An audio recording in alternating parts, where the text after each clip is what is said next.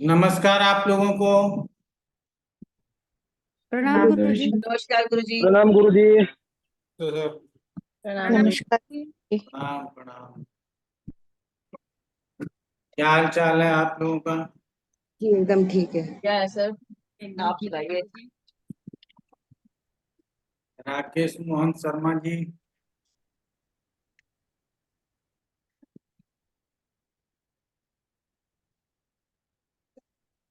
तो श्वेता, ये जमीनी कुछ समझ में आ रहा है या चल रहा है ऐसे?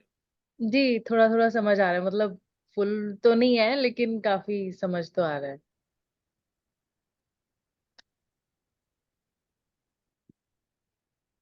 तो रूबी जी, आपका क्या हाल है? हाँ गुरुजी, हमने जेमिनी से अपने लिए एक सूत्र निकाला है। वो मैं हाँ। आपको बताऊं।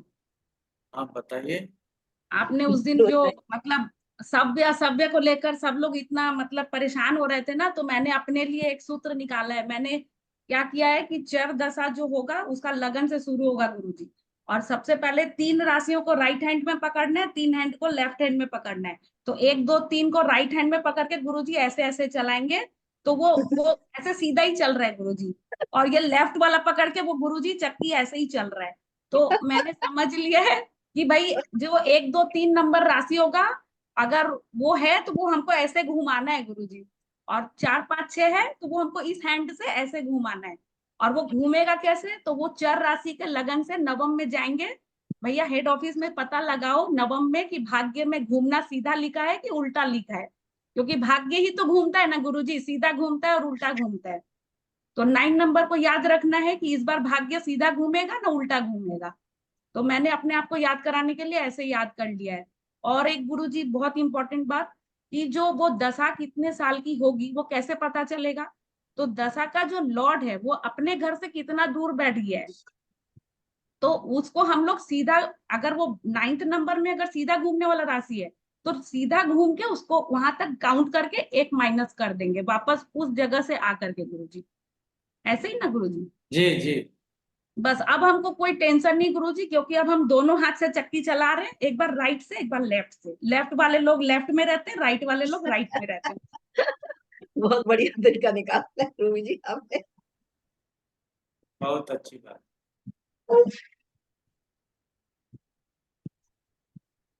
ऐसे लोगों को दार्शनिक होना चाहिए। क्योंकि मुझे गुरुजी याद नहीं होता ना, तो मुझे ना टेंशन हो जाता है कि हम कैसे चार्ट में देखेंगे। तो मैंने बहुत देर तक सोच के ये टेक्निक लगाया कि चलो भाई चक्की तो चलाते ही है, कभी सीधा चलाएंगे कभी उल्टा चलाएंगे। उल्टे वाले राशियों को उल्टे हाथ में ही पकड़ेंगे और राइट वाले लोगों को राइट में पकड़ लेंगे। अब नहीं भूलेंगे गुरुजी। आप समझते हैं? तुम जैसे लोगों को ना दार्शनिक होना चाहिए। ठीक है ना? चलो आगे इच्छा करे तो दर्शन की पुस्तक पढ़ो और आगे बढ़ो। जिंदगी हाँ। बहुत बहुत लंबी है। नहीं गुरुजी, हम आपसे ही सीखते हैं। हाँ। आपके अंदर बहुत धैर्य है, हम लोग आपको इतना परेशान करते हैं फिर भी आप इतना प्यार से समझाते हैं। यही तो मुश्किल है, और करेंगे क्या? धैर्य ही तो रखना पड़ेगा, बाकी और कुछ कर भी तो नहीं सकते। इतने आज बड़े एक बड़े इतने बड़े बड़े स्टूडेंट्स को आप इतना प्यार से समझाते, तो उस समय हमको लगता है कि मतलब हमको भी इतना धीरज रखना चाहिए। आज आज जो मॉर्निंग में क्लास चल रहा था, उसके एक स्टूडेंट संजीव नाम का था, उसको आज मैंने डांटा। वो हमको दो मतलब पिछले दो क्लास से देख रहे थे, जो हमको इंस्ट्रक्शन दे रहा था कि आप ऐसे पढ़ाइए। ठीक है? तो कभी कभी होता है ना कि आखिर हम भी इंसान है। सर ये जब आप बताते हैं ना, तो ऐसे ऐसे बता दीजिए तो ये चीज भी कवर हो जाएगा। पहले एक दिन और सुना, एक दिन और सुना, और आज मैं पढ़ा रहा हूँ। पढ़ाने के जब मूड में रहते हैं तो आप समझते ही हैं कि फिर डिस्टरबेंस नहीं मांग। और उसमें वो फिर बोल गया बिना पूछे, सर ये सब जो बताए ना, इसको इस तरह से बताते हो। तो हमने तुम ही पढ़ा दो पूरा क्लास, हम आराम से बैठे रहते हैं, क्या दिक्कत है? कि हमको और सब चीज के लिए सलाह दो, हम कैसे पढ़ाएंगे आप लोगों को ये सलाह मत। नहीं।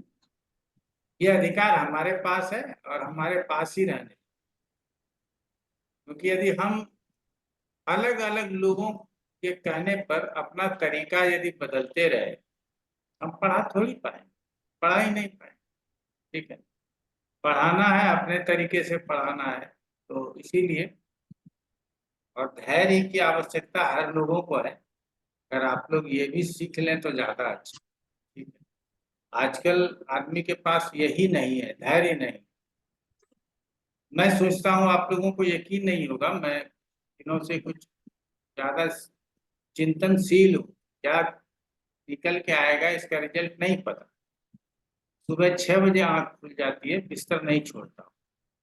ठीक है, 7 बजे जब चाय लेकर के आती है तो थायराइड की गोली खा लेता हूँ, फिर चाय पीता हूँ।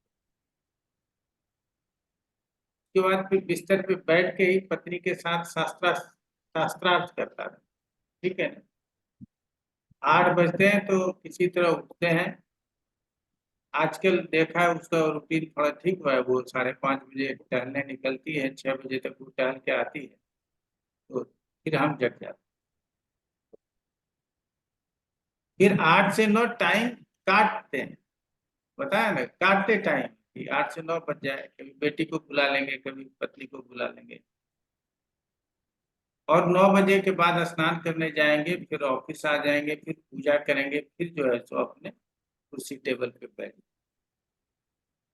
हम कहते हैं इतना समय है मेरे पास सुबह से, और काम क्या किया, नित्य कर्म किया, पूजा पाठ किया, स्नान किया, बस यही किया और कुछ नहीं किया। बज कितने गए, 10।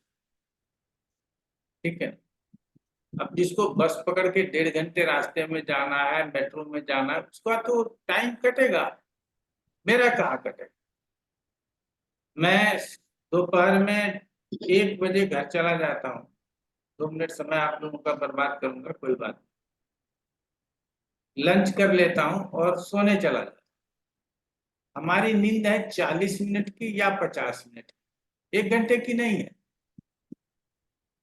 और वो 40 मिनट और 50 मिनट जो होता है, वो 2:45 बजे तक हो जाता है। 2:45 बजे से लेकर के 4 बजे तक मैं बिस्तर पे यूं ही पड़ा रहता हूँ। 4 बजे उठता हूँ, तब ऑफिस आता हूँ। पहले 3 बजे ही आ जाता था, आजकल 1 घंटा ज्यादा विलम्ब कर दिया है। 4 बजे आता हूँ, फिर ऑफिस आके सोचता हूँ मेरे पास इतना टाइम है कि मैं 1 घंटा बिस्तर पे ऐसे ही बर्बाद कर रहा हूँ। अभी वर्तमान समय की बात बता, हमने जोड़ा है कि मेरे पास 3 घंटे हैं, कुछ करना चाहिए। अब पता नहीं क्या करना चाहिए आगे, है ना, तो ये नहीं पता है, लेकिन सोच रहा हूँ कि कुछ करना चाहिए। जी विनय पटेल जी, बताइए क्या प्रश्न है। प्रणाम सर। प्रणाम प्रणाम। हाँ सर, ये जो आप ये चर दशा में सभ्य और असभ्य आपने पढ़ाया था, तो मैं एक पत्रिका, 2-3 पत्रिकाओं पे मैंने चर दशा लगा के जो है वो चेक किया, जो है कि जिस हिसाब से सभ्य असभ्य आपने बताया है उसमें उसमें जो है मात्र चर दशा में कर्क मकर और मेष ही जो है आपके बताने के अनुसार सही स्थिति में मिला मुझे। बाकी सब उल्टा तरीके से जो है उसमें दर्शाया गया है।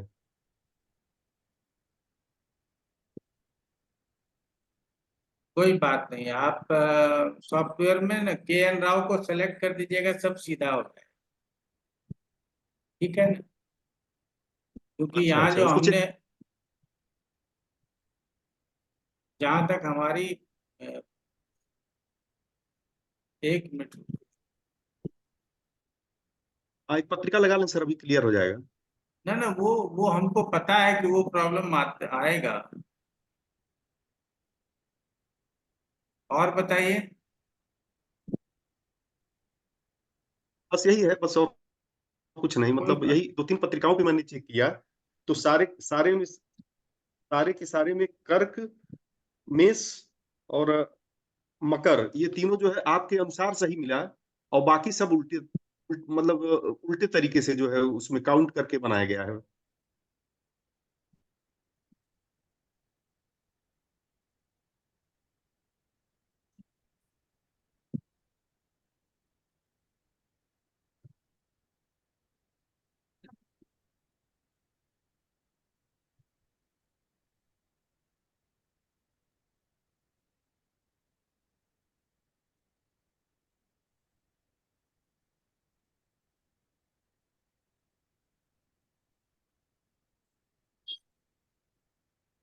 ये आ गया।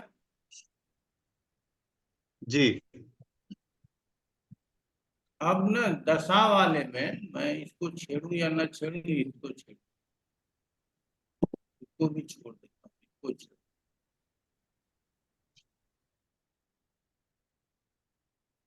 प्रणाम गुरुजी, हम बताएं कैसे करना। हाँ हाँ बताइएगा। गुरुजी इसमें जहाँ पे रिपोर्ट्स है वहाँ रिपोर्ट्स में हाँ, वहां जाइए। से। जी, रिपोर्ट्स में जाइए और देखिए दशा, दशा हाँ, लिखा दशा आ में रहा है इंटर। दशा, दशा, हाँ जी। दशा में नीचे आइए गुरुजी, जहाँ लिखा अदर राशि दशा। हाँ, उसमें जी, इसको, हाँ, चार दशा नंबर 1, इसको क्लिक करिए गुरुजी। यार। जी, ये सारी आ जाएंगी और ये बिल्कुल करेक्ट बताता है गुरुजी। हम रूबी हम लोग इस सबको करके देख चुके हैं। हर पत्रिका हम लोगों ने 5-6 पत्रिकाओं पे लगाया, सबका और ठीक गुरुजी आया। करेक्ट भी है, मतलब एकदम परफेक्ट। वो इवेंट भी परफेक्ट आता है। घटित भी हो रहा था, इवेंट भी हो रहा था, जो इवेंट के अनुसार हम लोगों ने मैम के साथ बैठ करके बहुत सारा पत्रिकाओं पर हम लोगों ने टेस्ट भी किया। जैसा तो मैंने बताया वैसा चल रहा है। जी बिल्कुल वैसे ही चल रहा है गुरुजी, और हाँ गुरुजी प्रेडिक्शन भी वैसे सही आती है उससे। एकदम, मतलब हम इस लोग तो दशा आश्चर्य हो रहे थे गुरुजी की जेमिनी से एकदम परफेक्ट आ रहा था, एकदम हाँ, उसी साल वो मतलब विदेश गया तो वो 12वां हाउस का राशि एक्टिव भी हो रहा था। कोई बात, वो तो बात नहीं, की बात। मैं ये देखना तो चाह रहा ये हूँ ना, एक मिनट रुकिए। उनका प्रश्न जो है ना वो कुछ अलग तरीके का है। Okay.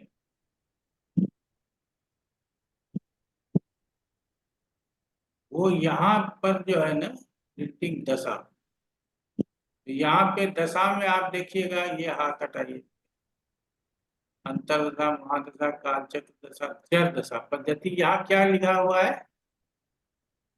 N Rao. K. N.. Rao. और ये क्या लिखा हुआ है? एस चरक, और ये क्या हुआ है? एस दशरथ चरक, एस रथ। और ये क्या है? पराशर, पराशर।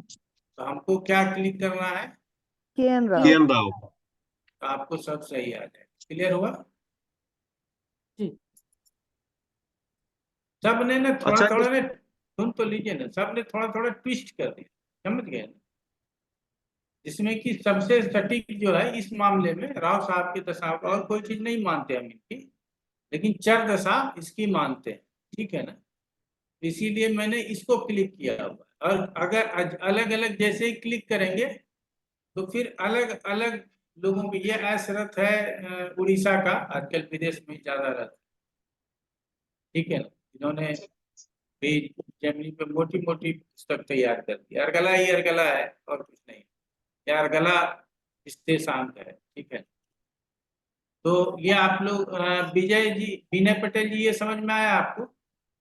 जी, एक बार चेक कर लूंगा मैं। वो हो सकता है के एन राव के हिसाब से ना हो, तो उसको एक बार चेक करके फिर मैं उसको देखूंगा। हाँ, तो एक बार चेक करके पूछ लेते। ठीक है।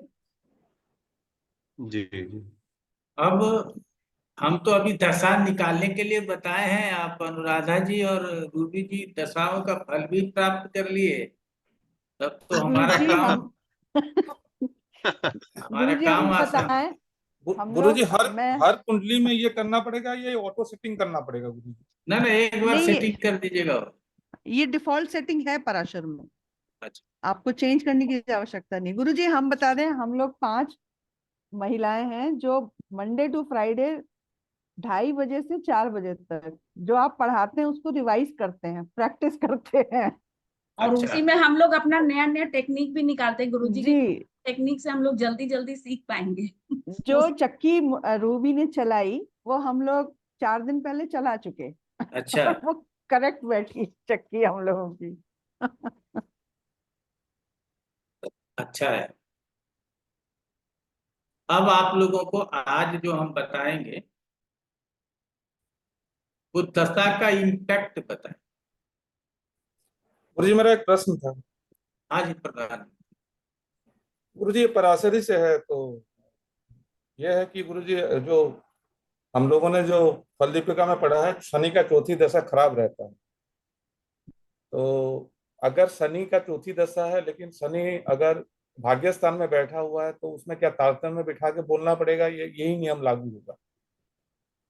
तारतम्य में बिठा करके बोलना पड़ेगा, लेकिन मैंने जब भी किसी के शनि की चौथी दशा देखी है उसको एक झटका देता जरूर। इसीलिए मैं कहता हूँ शनि की चौथी दशा हो तो महामृत्युंजय करवा लेना।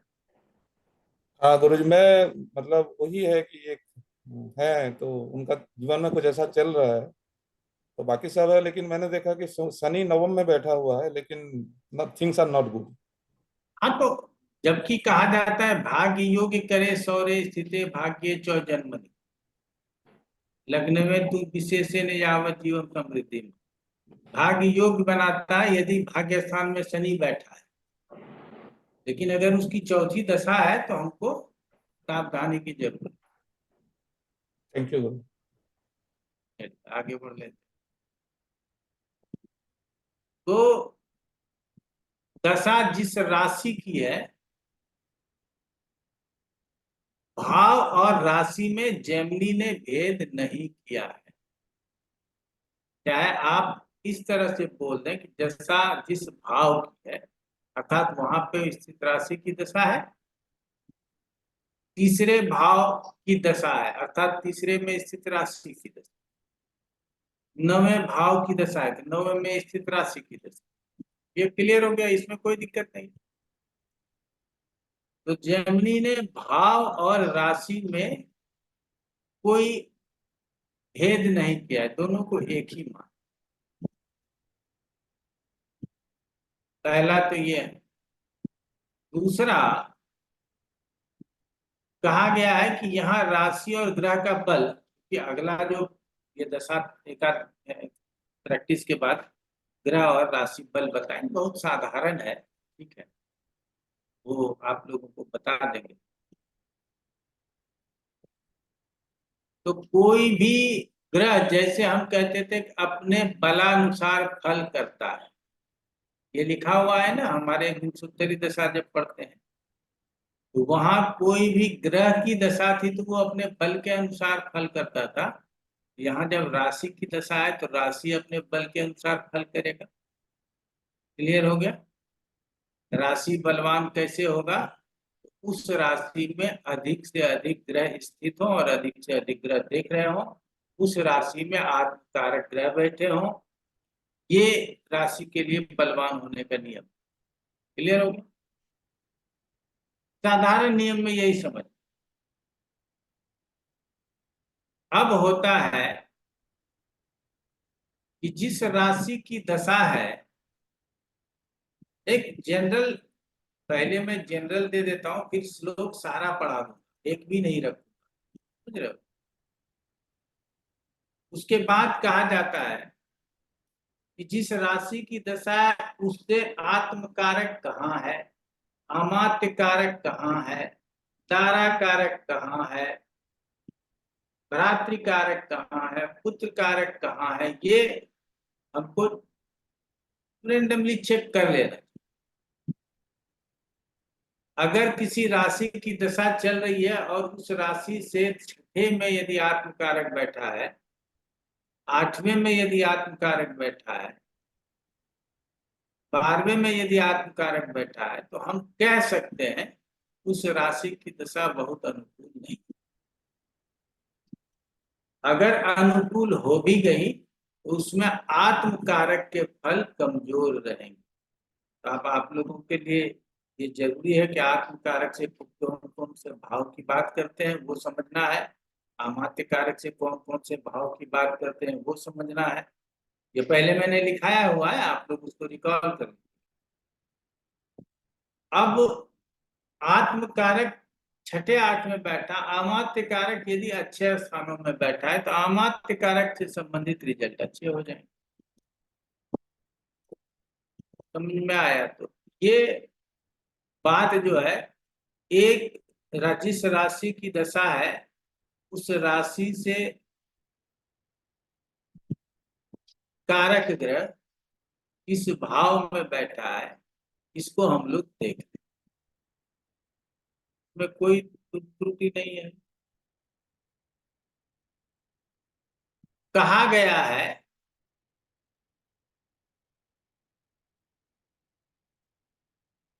कि यदि एक दशाओं के विषय में ना मैं चर्चा कर लेता हूं राव साहब के रिसर्च। उन्होंने कहा है कि धनु और सिंह की दशा हो, वो दशाएं अन्य दशाओं के अपेक्षाकृत परेशानी देने वाला होता, और वो सबसे ज्यादा परेशानी किसमें देता है तो करियर स्थान। और उसके लिए उन्होंने ढेर सारे उदाहरण दिए हैं, लेकिन सबसे बड़ा जो कारण है वो लिखा ही नहीं। मैं पढ़ता लिखता रहता हूं, ये आप लोग जानते हैं। तो सबसे बड़ा जो कारण है वो लिखा ही नहीं।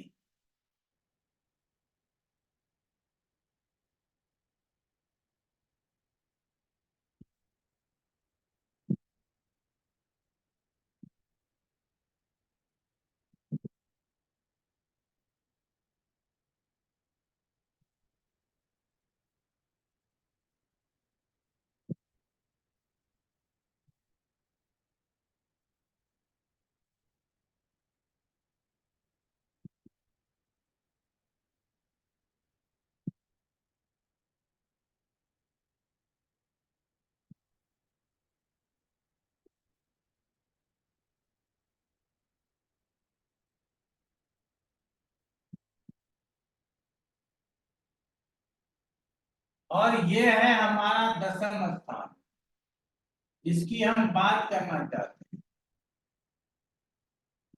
तो कहा जाता है जिसके कर्म की बात होती है, तो यदि सिंह की दशा हो और धनु की दशा हो तो करियर में प्रॉब्लम आ जाए।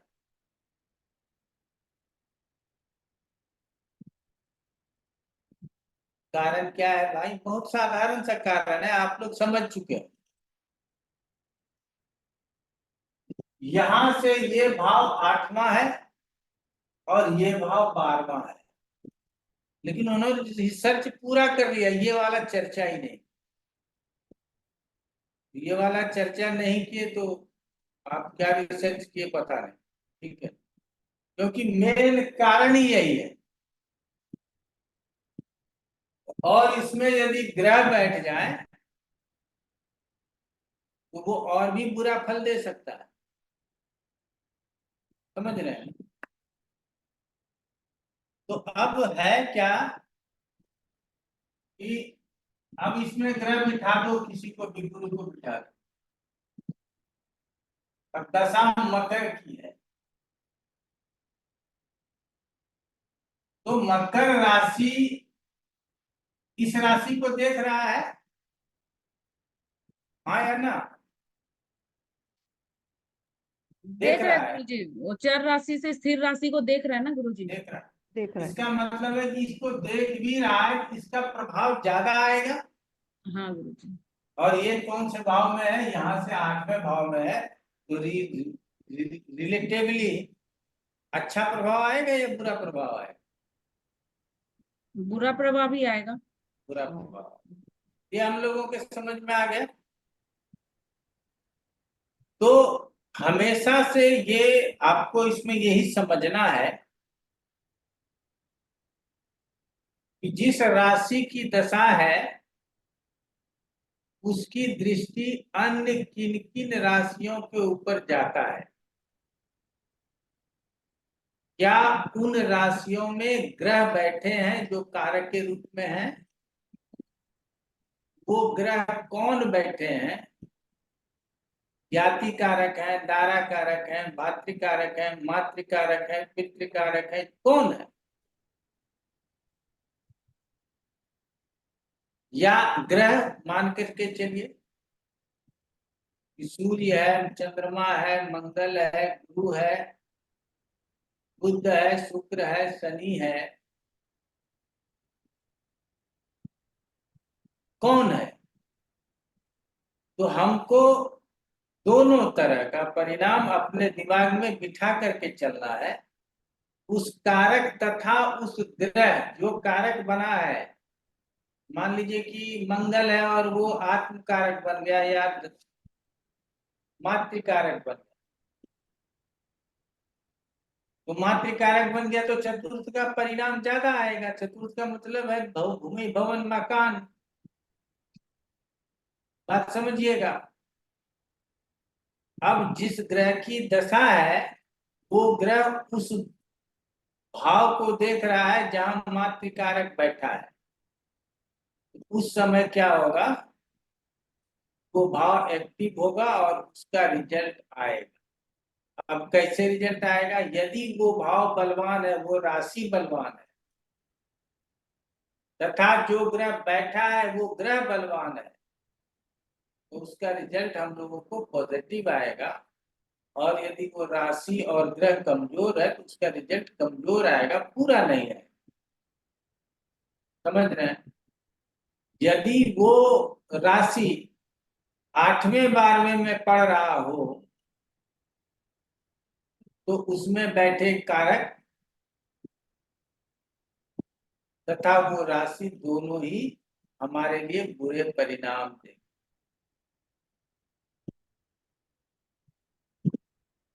तो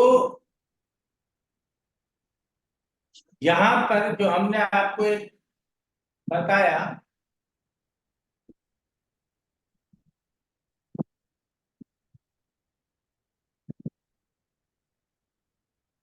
आप लोगों को ये हमेशा दिमाग में बिठा करके चलना है कि कहाँ पे हमारा कारक बैठा है, कहाँ पे कारकांश है, कहाँ पे पद लग्न है, कहाँ पे उपपद लग्न है।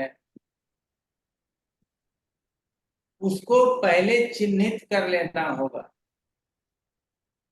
अलग अलग लग्नों में नहीं जाना है। पहले आप लोग बात को समझिएगा। कब अलग अलग लग्नों में जाना है ये मैं बताने का प्रयास कर रहा हूँ। जो हमारा अनुभव है पहले मैं वो बता देता हूँ, बाद में पराशरी चरदशा पढ़ा दूंगा। हमने क्या कहा, आत्म कारक कहाँ है, मतलब सारे कारक कहाँ है।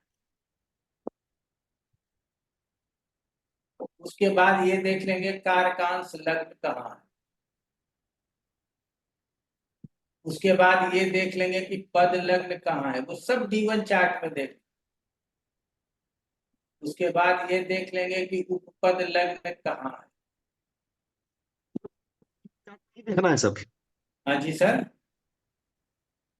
ये सब D1 चार्ट में ही देखना है। जी हाँ, D1 चार्ट में देख। अब हम दशा देखते हैं। अब दशा देखने के क्रम में हम ये देख पाते हैं कि दशा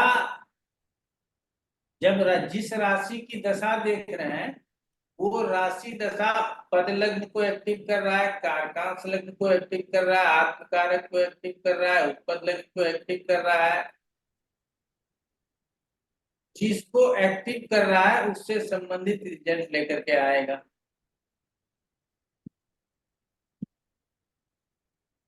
अगर पद लग्न का को एक्टिव कर रहा है तो पद लग्न जाकर के विस्तार से पढ़ करके आए, फिर दशा देखें।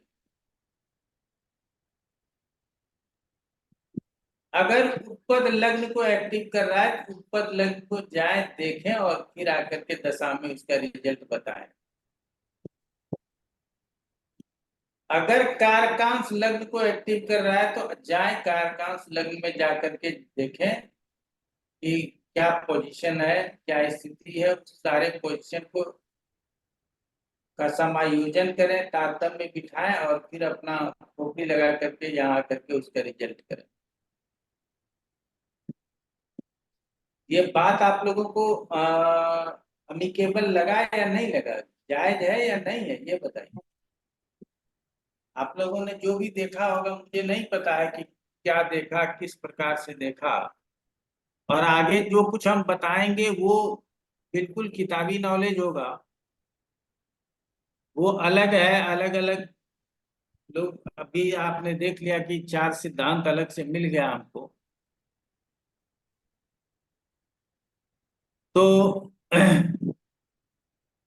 हम लोगों ने क्या देखना है कि जिस जिस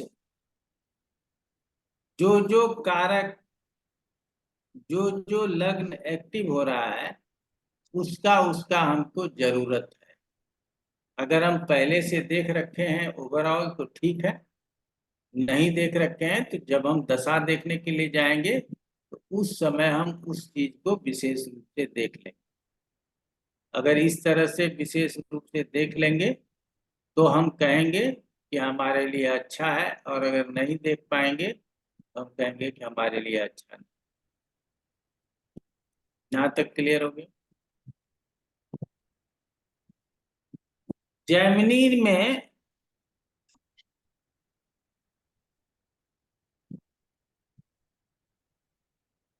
पांचवें और नौवें की दशा को भी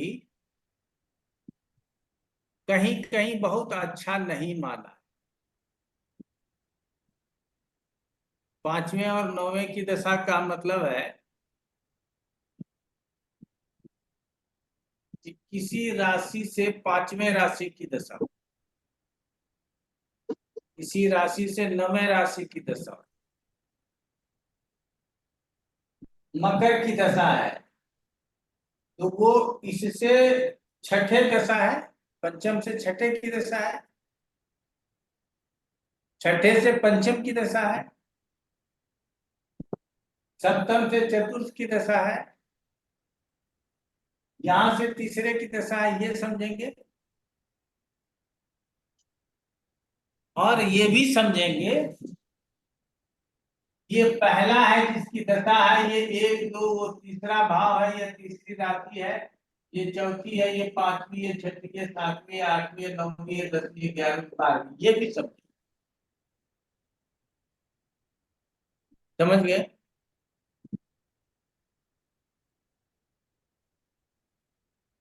तो तीसरे और 11वें में मान लो इसकी दशा है और ये तीसरा है और ये 11वां है, दोनों जगह पे पापी प्लैनेट्स बैठे हैं, तो इसका भला होगा या बुरा होगा? अच्छा होगा गुरुजी, बुरा बुरा होगा। अच्छा होगा, अच्छा होगा गुरु जी। अच्छा अशुभ होगा। ग्रह अशुभ स्थान में हो। अच्छा होगा गुरु। अच्छा होना चाहिए। अच्छा होगा। हम्म, गुरुजी और कैसे? यदि इस ग्रह की दशा है, जी आगे आगे श्लोकों में फिर आएगा, आप चिंता मत कीजिए, कुछ बातें हैं जो उससे 8वें में और 12वें में अशुभ ग्रह बैठा हो तो इस राशि की दशा अच्छी होगी या बुरी होगी? बुरी होगी। खराब होगी। बुरी होगी, बुरी होगी। यहां तक समझ में आ गया? चलिए, बहुत समझ लिया। ये और फिफ्थ अगर और नाइन्थ दशा जी सर, किससे काउंट करना है गुरुजी? हाँ ये थोड़ा समझ में नहीं आया। फिफ्थ और नाइन्थ दशा जो है कर देंगे और क्लियर हो जाएगा, आगे पढ़ेंगे ना कि अभी तो हम अपने मर्जी से एक ओवरऑल दशा को आप कैसे पढ़ेंगे वो बता रहे हैं। बाकी ना मैंने बताया है ना कि पराशर में जितने भी श्लोक लिखे हैं वो सब पढ़ेंगे, उसको नहीं छोड़ेंगे, क्योंकि इसमें हमको इतने इस स्थिति में पहुंचे कि ये समझ सकें कि ये कौन सा गेम है। समझ रहे हैं ना? इसीलिए हमने आप लोगों को पहले ही क्लास में बताया है कि भटकाव होने की संभावना बहुत होती है। हम जेमिनी हैं, जेमिनी में बने रहें, ये बहुत बड़ा काम है हम जैसे ज्योतिषियों के लिए कि अगर जेमिनी से एस्ट्रोलॉजी कर रहे हैं तो जेमिनी को ही देखें, उसी की दशा देखें, उसी की दृष्टियों को फॉलो करें, उसी के कारक को देखें, उसी के योग आदि को देखें।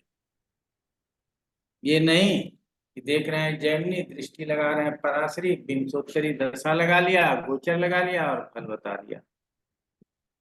अभी एक मैं आजकल थोड़ा वो आप लोगों से क्या बताऊंगा कि एक विद्यार्थी मिला है जो बोला है गुरुजी आपका ब्रांड बनाएंगे, तो आजकल मेरा ब्रांड बना है, ठीक है ना?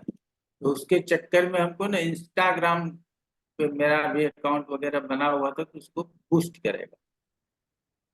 तो अब मैं वो रोल करते रहता हूँ, इंस्टाग्राम देखते रहता हूँ क्या क्या आता है। उसमें कॉमन है कि ज्योतिष तो आएगा ही, ज्योतिष हर जगह छाया। उसमें एक ज्योतिष आते हैं, कहते हैं कि लोग आजकल सिर्फ लग्न देख करके विचार कर लेते हैं, इसीलिए उसकी भविष्यवाणी गलती होती। आप आइए हमारे वेबिनार में, हम आपको वैदिक ज्योतिष, नाड़ी ज्योतिष, केपी ज्योतिष तीनों को मिला करके पढ़ाएंगे। रिजल्ट कहाँ जाएगा अब बताइए? अगर इस तीनों को मिला करके पढ़ा दिया तो रिजल्ट तो छोड़ दीजिए, जिसको पढ़ा दिया वो तो पागल ही होगा जो उस बात को समझ पाए। तीनों में कोई समानता नहीं।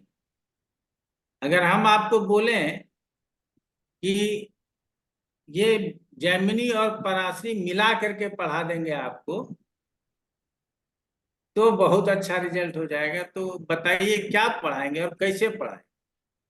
लोगों ने कितना बड़ा बड़ा हिम्मत कर रखा है, और उसमें से बोला हमने अलग अलग सिलेबस बना लिया है कि करियर को कैसे समझे। आप करियर के लिए 2-4 पॉइंट इधर का बोलेगा, 2 पॉइंट उसका उठा के बोल देगा, 2 पॉइंट। आप करियर समझ ही नहीं पाएंगे। शादी का अलग से बनाया है, मतलब विषय जो है उसका, वो शादी, करियर, लोन, क्या नाम कहते हैं, फाइनेंस, वेल्थ, हेल्थ, सब का अलग अलग है। वो किस तरह से वो 3 नाड़ी ज्योतिष, केपी ज्योतिष और वैदिक ज्योतिष मिला करके पढ़ा दे। गुरुजी एक बात बोलूं? हाँ बोलो। जो गुरुजी जैसा अन्न वैसा मन, तो आजकल लोग बुफे सिस्टम में सब तरह का अन्न खा लेते हैं ना गुरुजी, वैसे ही ज्योतिष का भी ना हालत वही हो गया है कि वो सारा जो है ना वो एक ही प्लेट में बुफे सिस्टम के तरह वो चाइनीज और वो सब कुछ एक साथ ही डाल दे रहे हैं, और जो खाएगा उसका तो पता नहीं, परमात्मा ही मालिक है। कॉम्बिनेशन मेडिसिन भी चल और रही गुरुजी। खट्टे खट्टे में मीठा भी चला गया, चटनी चला गया। तो हाँ वही होगा। तो कॉम्बिनेशन मेडिसिन में पैरासिटामोल के साथ में ये डाल दो वो डाल दो, सारी बीमारियां ठीक हो जाएंगी एक साथ। गुरुजी बिल्कुल, मैंने गुरुजी आपसे सीखने के पहले ना मैंने किसी और से किया था कोर्स, और वो तो बड़ा कहते थे कि केपी से ही रिजल्ट आता है, केपी 1 साल में सीख सकते हैं, पराशरी 20-20 साल पढ़ना पड़ता है, कोई रिजल्ट नहीं आता, सालों साल लग जाते हैं, तुम कभी एस्ट्रोलॉजर बन ही नहीं पाओगे, ऐसे बोलते थे गुरुजी। उनको कुछ भी रिजल्ट नहीं आते थे, इतना परेशान थी मैं, आप सोच नहीं सकते। अब रिजल्ट मिल रहा है ना? बिल्कुल गुरुजी, और क्या, उनके साथ नहीं मिलता था रिजल्ट। गुरुजी कल मैं एक सुन रहा था एक ज्योतिषी को बोल रहे थे कि चंद्र और राहु का अगर योग होगा तो आदमी मतलब भूत क्रूर होता है, भटका हुआ माइंड होता है। लेकिन चीज है, उन्होंने वो बात नहीं बोला कि लग्न और त्रिकोण में है, अगर त्रिकोण का स्वामी है तो उसमें तो रिजल्ट अलग हो जाएगा। जो शास्त्र में कुछ कॉम्बिनेशन लिख दिया गया उसके ऊपर लोग सारा चीज चलते हैं, लेकिन बेसिक चीजें जो है ना वो समझा नहीं पाते हैं लोग। है, जबकि चंद्रमा राहु के साथ हो ना, तो ऐसा जातक इंटेलिजेंट बहुत होता है। योजना बनाएगा ना गुरुजी, बहुत अच्छा समझ योजना रहे हैं ना? और डरपोक भी होगा। हाँ, समझ रहे हैं? और बोले कि चंद्रमा चंद्रमा और मंगल का जुति हो जाता है तो लक्ष्मी बंद होता है, लेकिन वो तो क्रूर भी बनेगा। हाँ मन के ऊपर तो उसका मतलब मंगल का भारी रहेगा। हाँ, कॉम्बिनेशन जो होता है तो दुस्साहस करने की ताकत हो जाएगी। वो हाँ किसी का गला काट सकता है, अपने आप 20 मंजिल से कूद सकता है। हाँ, जो कॉम्बिनेशन को दुस्साहस करने का ताकत हो जाए। चंद्रमा क्रूरता आ राहु जाए। वाला हम देगा ना सर? हाँ जी सर। चंद्रमा राहु जो है भय और भ्रम भी तो देगा ना उसको, मतलब सही सही चीज न दिखा के जो है योजनाओं में फंसा के रखेगा, पढ़ाई पे भी प्रभाव पड़ेगा उसका। वो हमने कहा चंद्रमंगल का योग क्या है। वैसे तो कहा जाता है चंद्रेन मंगलो युक्तो जन्म कालो यदा भवेत् तस्य जातम लक्ष्मी न विमुंचति, ऐसे ही है।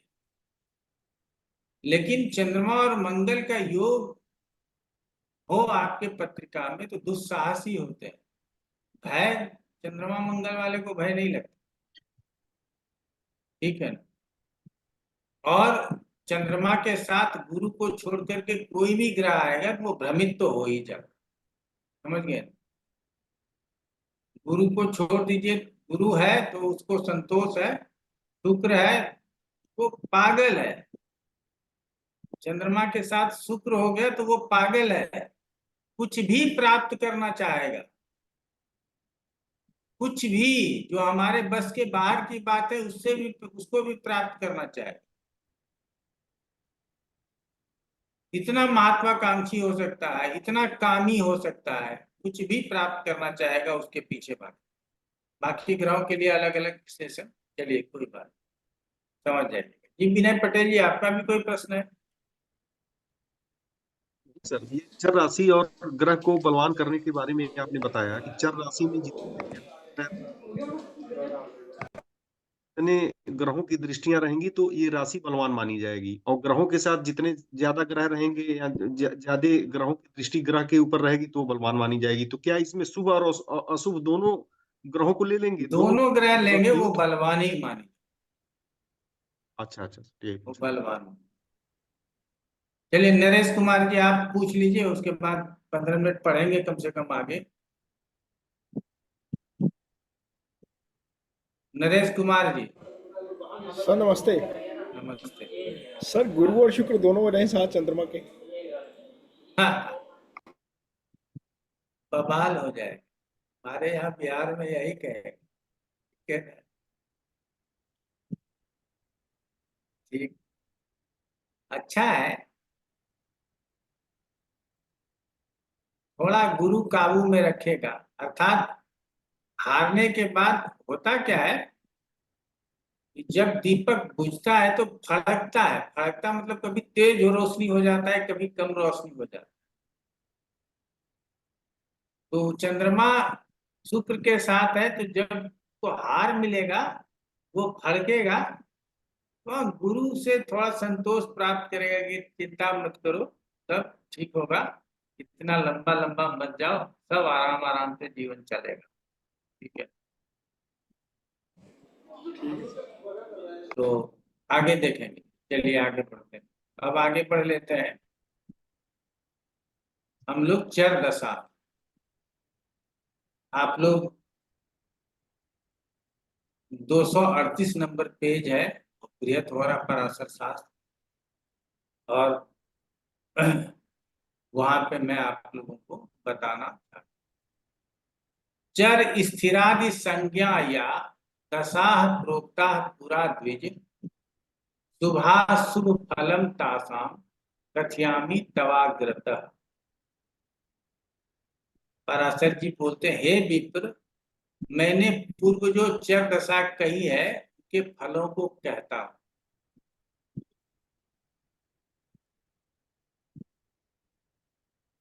अब कहता है लग्नादि द्वादशांतानां भावानां फल कीर्तने तद्राशि सवीर्येन यथा योग्यम प्रयोजयेत्। राशियों के दशाफल, राशि अर्थात राशि के स्वामी तथा राशि के बल और उसके शुभत्व और अशुभत्व के अनुसार वृद्धि से भी समझना चाहिए। आगे लिखता है बल युक्ते 84 से पूर्णम तस्य तदा फलम, फलम मध्य बले मध्यम बलहीने विपर्यय। कहता है राशि पूर्ण बली हो तो पूर्ण फल, मध्य बली हो तो मध्य फल, और अल्प बली हो तो अल्प फल होता है। ये पहले 3 श्लोक का। यहाँ चर्चा क्या कर दिया, राशि।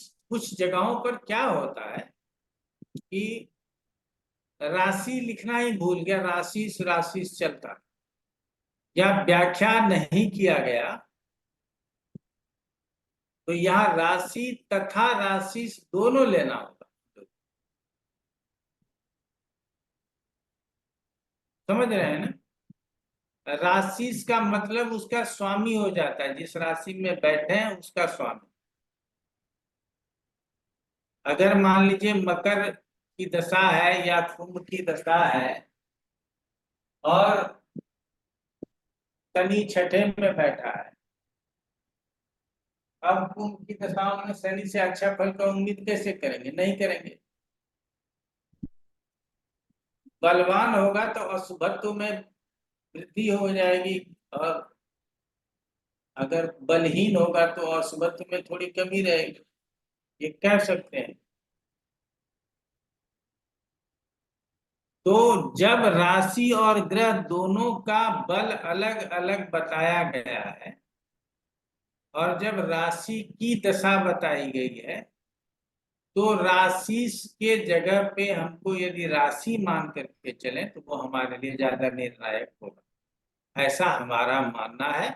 या आप लोग भी इसको अपने विषय में ला सकते हैं और समझने का प्रयास करें।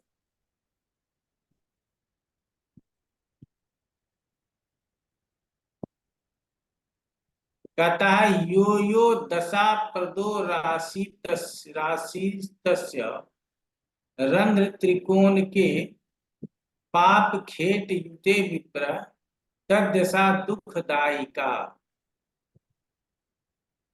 तृतीय षष्ठे पापे जयादि परिकीर्तितः शुभ खेटे युते तत्र जायते न जायते च पराजयः। अब कहता है कि जिस दशा प्रद से 8वें 5वें 9वें में पाप ग्रह हो, तो आप लोगों को बता दिया है मैंने। मान लीजिए कि इसकी दशा है, इसके 5वां ये हो गया, छठा 7वां 8वां ये हो गया और 9वां ये हो गया। तो 5वें 8वें और 9वें स्थान में यदि पापी ग्रह बैठे हों तो इसकी दशा खराब हो जाए। समझ रहे हैं?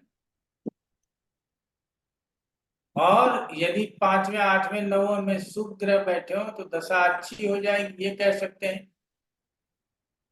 और जिससे तीसरे और छठे में पाप ग्रह हो उसकी दशा जय और सुख देने वाले होते हैं।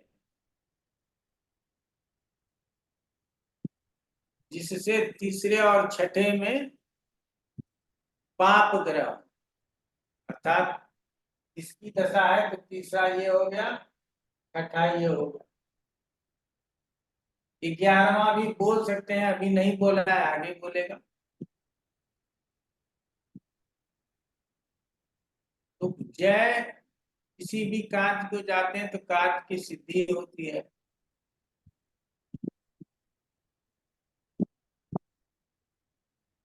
हमें ये दशा सफलता सूचक होता है। दशा इसी भाव की रहेगी, लेकिन अन्य भावों में ग्रहों के स्थितियों से इस पर पड़ने वाले प्रभाव के कारण रिजल्ट आएगा। क्लियर हो गया? आगे बढ़ लेते हैं।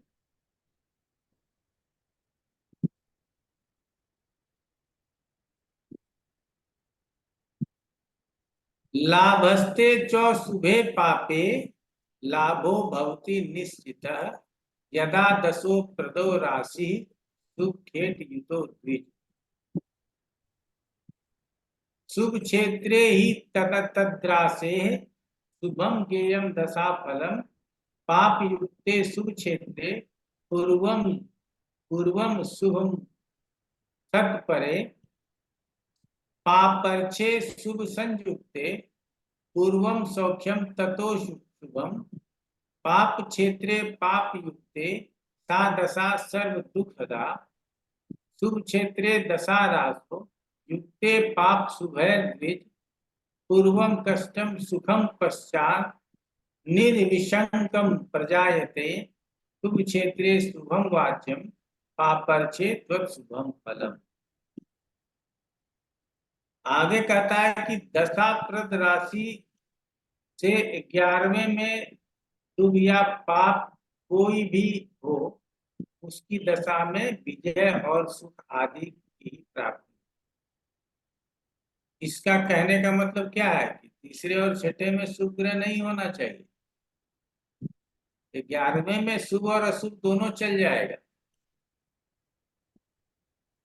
लेकिन तीसरे और छठे में शुभ ग्रह नहीं होना चाहिए। अगर तीसरे और छठे में शुभ ग्रह हो गया तो कष्ट हो जाए। इसी को आगे अलग से वर्णन किया है, उसको समझने का हम लोग प्रयास करें। बताए यदि दशाप्रत राशि शुभ ग्रह से युक्त हो, शुभ ग्रह का घर हो, तो उसका दशाफल शुभ होता है। दशाप्रत राशि, अब जिस राशि की दशा है वहां शुभ ग्रह हो, वो शुभ ग्रह की राशि हो, अर्थात गुरु की, शुक्र की, बुध की, चंद्रमा की राशि हो, शुभ ग्रह हो, तो उसका दशाफल शुभ होता है।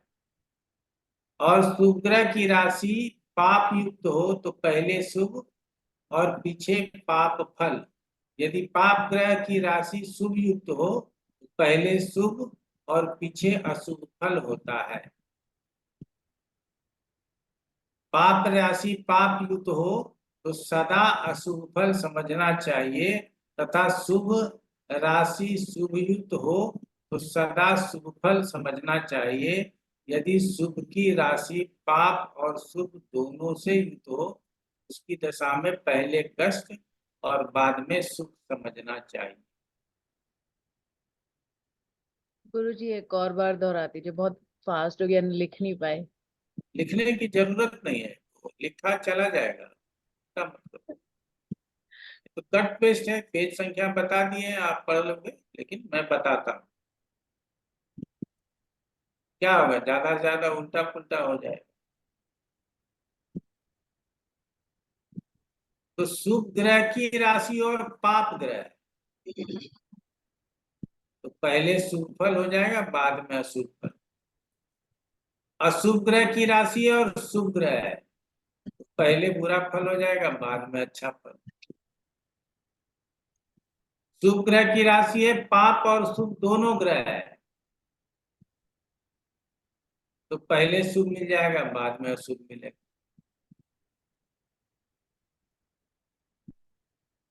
शुभ ग्रह की राशि है शुभ है तो पूरा शुभ फल मिल जाएगा। अशुभ ग्रह की राशि है अशुभ वहां बैठा हुआ है तो पूरा अशुभ फल मिल जाएगा। क्लियर हो गया? अब ऐसे में यहाँ ग्रहों से संबंध रख दिया गया, लेकिन हमको और आपको कारकों से भी संबंध रख करके चलना पड़ेगा, जिसमें कि ज्ञाति कारक को हम अच्छा नहीं मानते। छठे, 8वें, 12वें के परिणाम को देने वाला ज्ञाति कारक होता है। यदि शुभ ग्रह की राशि हो, गुरु की राशि हो, धनु राशि हो या मीन राशि हो, और उसमें ज्ञाति कारक जाकर के बैठा हो और उसकी दशा हो, तो पहले तो शुभ फल मिल जाएगा, बाद में क्या होगा, चोट लग सकता है, दुर्घटना हो सकता है।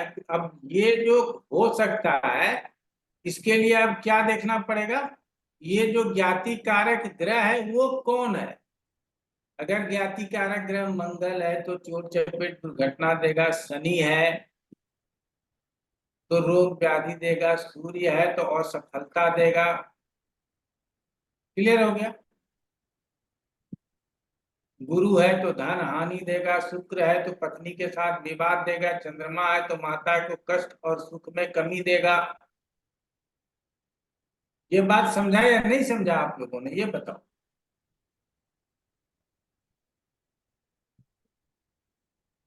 हाँ समझ गए गुरुजी, मतलब जो जैसा रहेगा वो वैसा ही ना दुख देगा।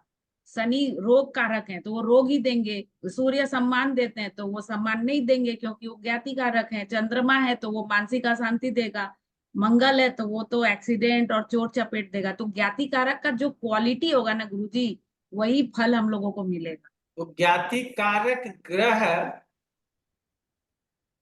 दशा देने वाले राशि में बैठ करके अपने गुण स्वरूप के अनुसार छठे, आठवें, 12वें का फल कर सकते हैं। हमको ये डिफाइन नहीं कर पाएंगे कि वो छठे का फल करेगा या आठवें का या 12, वो कहाँ से डिफाइन होगा? तो ग्रह के गुण स्वरूप से डिफाइन होगा कि वो ज्ञाति कारक किस प्रकार से हमको रिजल्ट देगा।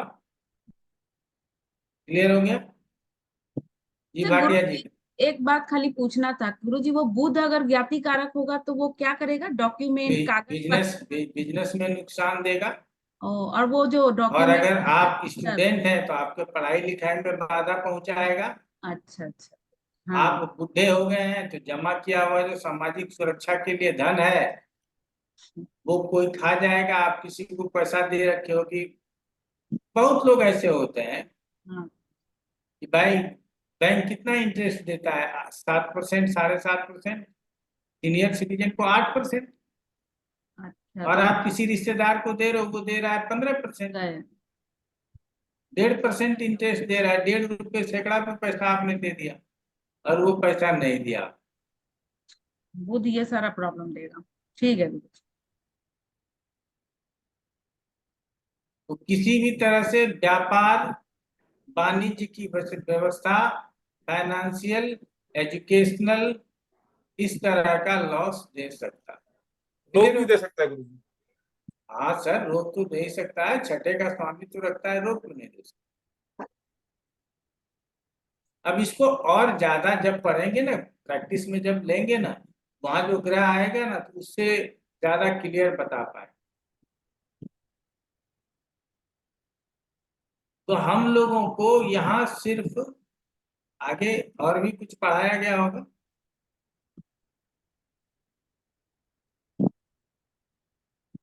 व्याख्या करने के लिए सीखना है। अगर लग्न से लेकर के कितने कारक होते हैं? 7 कारक होते हैं ना गुरुजी? तो 7 तक ही तो हम जाते हैं। लग्न आत्म कारक, दूसरा अमात्य कारक, कारक, तीसरा भ्रातृ कारक, चौथा चौथा मातृ मातृ कारक, कारक, पांचवा पुत्र मातृ कारक। कारक, छठा ज्ञाति कारक और 7वां दारा कारक। तो बाद में जो 8वां, 9वां, 10वां, 11वां, 12वां भाव है उसका प्रभाव कारक अपने ग्रह गुणानुसार प्राप्त करेंगे। क्लियर? बाकी तो आप लोगों को लिखाया हो। यहाँ तक समझ में आ गया? अब आगे बढ़े। मधु कपूर जी बहुत देर से हाथ उठाए हुए थे, हमने सोचा था ब्रेक में आपका प्रश्न ले लेंगे। आपका जवाब मिल गया क्या? हाँ गुरुजी, हमने वो पॉइंट मिस किया जब आपने कहा था कि जो 6th और 8th हाउस में पाप प्लेनेट हो तो उसका रिजल्ट अच्छा नहीं होगा राशि दशा से, ये था। 5, 9, 8 में। और हम तो 8, 12 बोलते हैं, लेकिन यहाँ पर जो आपको पुस्तक में लिखा गया है वो लिखा गया है 5, 9 और 8 में यदि पाप ग्रह हो तो उस राशि की दशा कष्टप्रद समझनी चाहिए। दशाप्रद राशि से अर्थात जिस राशि की दशा है उससे 5वें, 9वें और 8वें भाव में यदि अशुभ ग्रह हो तो हमको अशुभ फल प्रदान करेगा। क्लियर हो गया? जी तो अच्छा, ये आपका नहीं था। ओके, यस, थैंक यू गुरुजी।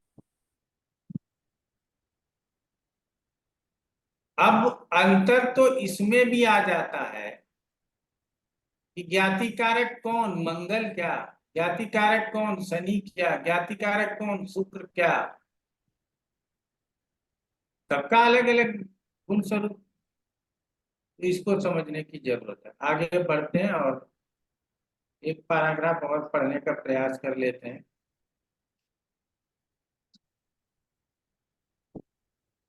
द्वितीय पंचमे सौम्ये राज प्रीतिर्जयो ध्रुवम पापे तत्र गते गेयम शुभम तस्य दशा फलम। जन्म काल में जिस राशि की ग्रह स्थिति जैसी हो तथा दशा समय में राशि के ग्रह गोचर की जैसी स्थिति हो, दोनों के तारतम्य से फलादेश करना चाहिए।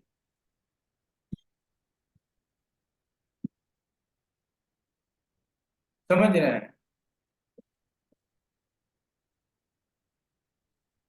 लेकिन यहाँ जो संस्कृत में लिखा है वो अलग है, बाद में उसको समझेंगे। संस्कृत में लिखा है द्वितीय पंचमे सौम्ये राज प्रीतिर जयो ध्रुवम।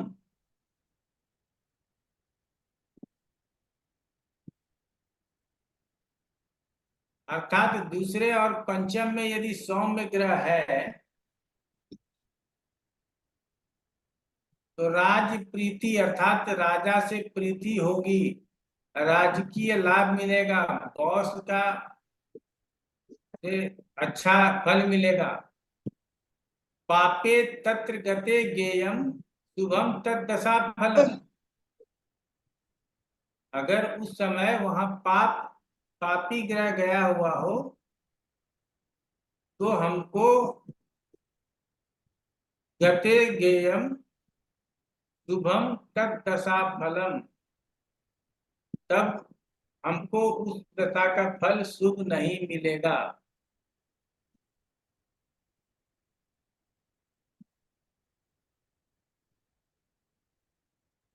चतुर्थे तु शुभम सौख्यम आरोग्यम त्वस्थे शुभे धर्म बुद्धिर गुरुर्जात सौख्यम च नवमे शुभे।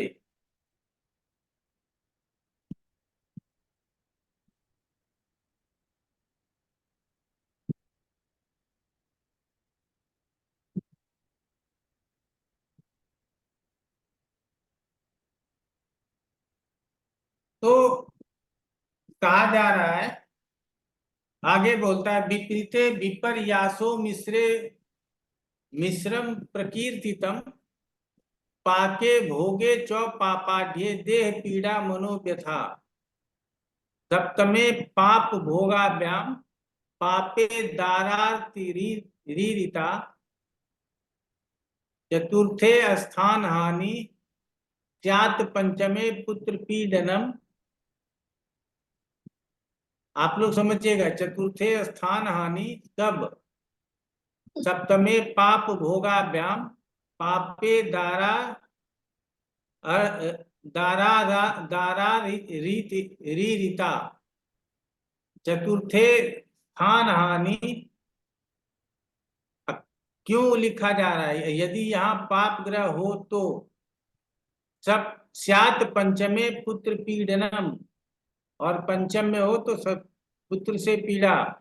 दसवें कीर्ति हानि, दसम में हो तो कीर्ति हानि, जो काम कर रहे हैं उसमें हानि, मान की हानि। नवमे पितृ पीड़नम, नवम में हो तो पिता को पीड़ा। पाका द्रुद्रगते पापे पीड़ा सर्वाप्य बाधिका। उक्त स्थान गते सौम्य ततः सौख्यम विनिर्दिशेत। यदि इन स्थानों में सौम्य ग्रह हो तो फिर सौख्यम विनिर्दिशेत, सभी प्रकार की सुख समृद्धि को प्राप्त कराने वाली दशा होती है। उक्त स्थान गते सौम्य तथा सौख्यम विनिर्दिशेत। केंद्र स्थान गते सौम्य लाभ शत्रु जय प्रद। जन्म काल ग्रह स्थिरा सगोचर ग्रहैरपि विचारिते प्रवक्तव्यम तत् तद राशि दशा फलम। अब जो हिंदी में व्याख्या किया है, ये व्याख्या हम लोगों के लिए मतलब अर्थ भी जो है ना वो सही नहीं लिखा गया, जैसे तैसे पूरा कर दिया गया। एक चीज तो ठीक है, यहाँ लिखा गया जन्म काल ग्रह स्थितिया सगोचर ग्रहैरपि। ये जो लास्ट में लिखा गया है ये पहले बोल दिया जा रहा है। विचारिते प्रवक्तव्यम तत् राशि दशा फलम। जन्म काल में जिस राशि की ग्रह स्थिति जैसी है तथा दशा समय में राशि के ग्रह गोचर की जैसी स्थिति हो, दोनों के तारतम्य से फलादेश करना चाहिए। जैसे जन्म काल में राशि शुभाक्रांत हो तो दशा समय में शुभाक्रांत हो तो पूर्ण शुभ फल, पापाक्रांत हो तो मध्यम मिश्र फल, और दोनों समय पापाक्रांत हो तो पाप फल इत्यादि स्वबुद्धि से भी समझना चाहिए और अर्थ स्पष्ट करना चाहिए।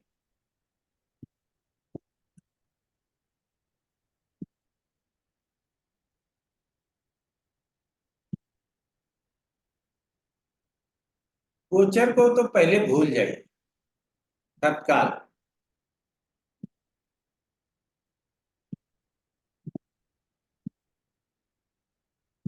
पहले अगर अच्छा से जमनी समझना है तो पहले गोचर को भूलना है। बाद में जब हमको स्पष्ट ये बात समझ में आने लगेगा कि यहाँ बैठा ग्रह है ये अच्छा नहीं है, यहाँ बैठा ग्रह है ये अच्छा है, तब जाकर के गोचर को भी हम देख पाएंगे, अन्यथा गोचर को नहीं देख पाएंगे। तो पहले एक चैप्टर कंप्लीट कर लेते हैं, फिर दूसरा चैप्टर कंप्लीट करेंगे। यहां कहा जा रहा है कि दशाप्रद राशि से जन्म काल में तथा गोचर स्थिति में, दोनों स्थिति में ये समझना है कि जन्मपद राशि से दूसरे में कौन, तीसरे में कौन, चौथे में कौन, पांचवें में कौन, छठे में कौन, 12 के 12 भावों में कौन ग्रह। जन्मप्रद राशि से दूसरे में मंगल और जन्म गोचर में दूसरे में मंगल हो, इसका मतलब है कि धन की हानि बतानी होगी। और जन्मकालीन समय में दूसरे में मंगल हो और गोचर में दूसरे में गुरु हो और उसकी दशा चल रही हो, दशाप्रद राशि से ये दूसरे स्थान में ये स्थिति है, इसका मतलब है कि मिश्रित फल।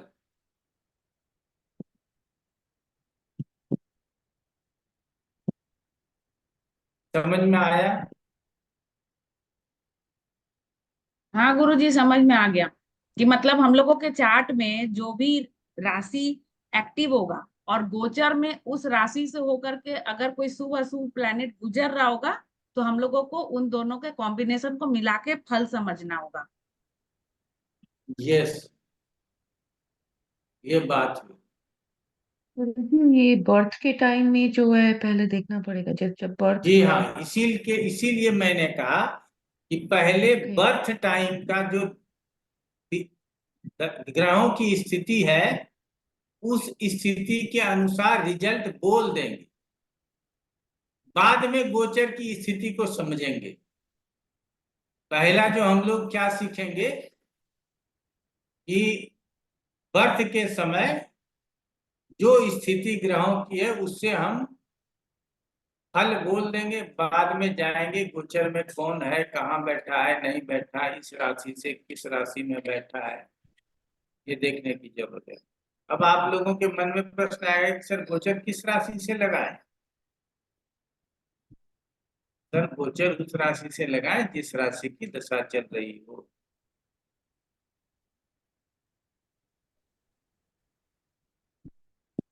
तो इसका मतलब है कि जीवन भर बदलते रहेगा? जी हाँ, बदलते रहेगा। यहाँ क्लियर लिखता है कि दूसरे में शुभ ग्रह हो तो धन, तीसरे में शुभ ग्रह हो तो पराक्रम, चौथे में शुभ ग्रह हो तो सुख, पांचवें में शुभ ग्रह हो तो पुत्र, सातवें में शुभ ग्रह हो स्त्री की प्राप्ति, नौवें में शुभ ग्रह हो पिता से धन, पिता से सम्मान, पिता का बरकत, 10वें में शुभ ग्रह हो तो राज्य का लाभ, और अगर इसी क्रम में अशुभ हो तो इन सब की हानि। ये कंसेप्ट बिल्कुल पानी की तरह साफ कर दे रहा, ताकि आपको दशाफल बोलने में कोई परेशानी न हो।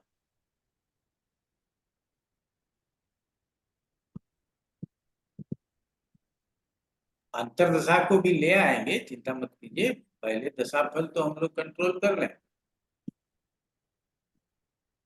तो इसने क्या किया, श्लोक तो 8 लिखा और सारांश में आंसर दे दिया, कुछ अर्थ ही छूट गए कि चौथे के लिए क्या बोल रहा है, पांचवें के लिए क्या बोल रहा है, ये सब बताया ही नहीं। चलिए, आप लोगों के पास एक आध प्रश्न हो तो कर लीजिए। आज का क्लास हम यहीं समाप्त करेंगे, अगले क्लास में देखेंगे। हम रोज सोचते हैं कि क्लास थोड़ा जो है ना खींचे हैं, लेकिन ये खींचा नहीं जा रहा है, एक जगह जाकर के अटक जाते हैं। जब तक खींचा जाएगा चलने दीजिए, संडे फ्री है। मुझे एक क्वेश्चन था, आपने राहु केतु के लिए कुछ नहीं कहा इसमें। हाँ, तो राहु राहु केतु की को भी कह देंगे, चिंता मत कीजिए, आगे कहने का प्रयास करें। और मेरे आपने कहा विचार कि से जिस मेरे हाँ जी, विचार से तो 5 ही ग्रह से रिजल्ट निकाल लेना चाहिए। वो है मंगल, बुध, गुरु, शुक्र, शनि। सूर्य चंद्रमा को भी परेशान ना करें, ठीक है।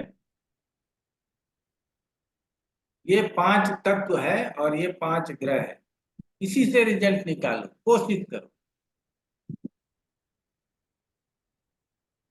जितना दायरा छोटा होगा उतना रिजल्ट ज्यादा प्राप्त कर सकते हो। फैलाते रहेंगे, दायरा बढ़ाते रहेंगे तो रिजल्ट कहाँ से प्राप्त।